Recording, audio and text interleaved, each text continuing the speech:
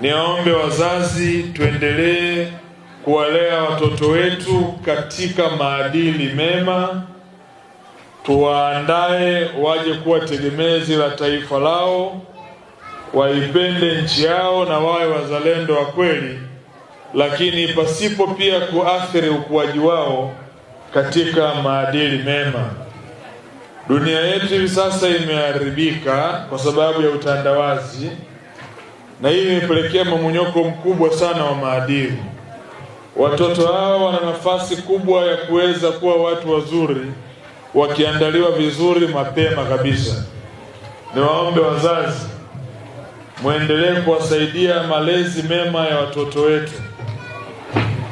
Moja ya changamoto iliyopo hivi sasa ya watoto wengi ni hawezi kula, hawezi kusoma mpaka awekewe simu au tablet. Hiyo ndio changamoto kubwa hivi sasa. Ni kweli tunawapenda sana watoto wetu, lakini lazima ifike wakati tuchole mstari na tuwaelekeze katika maadili mema na vile vile kufanya mambo kwa wakati. Kuna watoto siku hizi hawawezi kulala mpaka umpe simu, na kuna watoto wanaolala saa 8 usiku kwa sababu wako kwenye simu. Mimi niwaombe wazazi,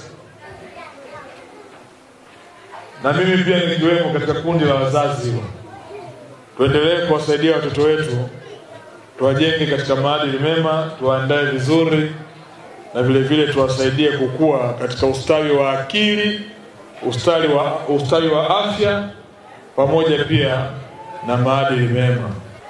Nilisema nitashirikiana na shule kwa ajili ya kuwasaidia watoto, hasa wale wenye mazingira magumu,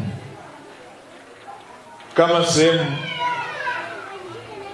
ya kuweza kurudisha kwenye jamii na kuwafanya kuwa sehemu ya shule hii. Najua liko zoezi lilikuwa linaendelea, lakini nimezungumza na ndugu yangu Michael, na bahati nzuri Michael nimekuja na kijana wangu wa Anton Mavunde Foundation ambaye pia nitamkabidhi kwenu. Tutalifanya zoezi hili kwa pamoja ili mwisho wa siku basi tuwapate wale ambao tumewanuia, hasa wanaotoka katika mazingira magumu, pia iwe sehemu yangu ya mchango kwao na kuweza kuwasaidia kupata elimu bora.